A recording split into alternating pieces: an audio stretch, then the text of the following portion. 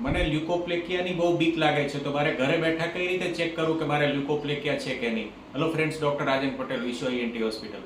ઘણા પેશન્ટ આ રીતે ઇન્ક્વાયરી કરતા હોય છે કે ભાઈ મારાથી વ્યસન છૂટતું નથી, લાંબા સમયથી હું પાન માવા કે સિગરેટ, તંબાકુ, સોપારી, ગુટકા ખાઉં છું, તો મારે ઘરે બેઠા કઈ રીતે ચેક કરું કે મને કોઈ પ્રોબ્લેમ મોઢામાં છે કે નહીં? તો તમારે સિમ્પલી તમારી આંગળી જે છે એ મોઢામાં ફેરવવાની ચાલુ કરવાની છે.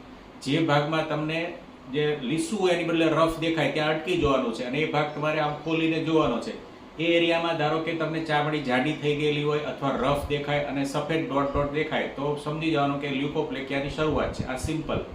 હવે તમને આ રીતના આંગળી ફેરવવા છતાં કે ખ્યાલ ના આવે કે ભાઈ લ્યુકોપ્લેકિયા છે કે નહીં, તો તમારે એક વખત ENT સ્પેશિયાલિસ્ટને બતાવવું જરૂરી છે. એ ડોક્ટર જોશે તો એમને તો એક્સપિરિયન્સ લીધે તરત ખ્યાલ આવી શકશે કે હવે આ એરિયામાં લ્યુકોપ્લેકિયા છે કે નહીં.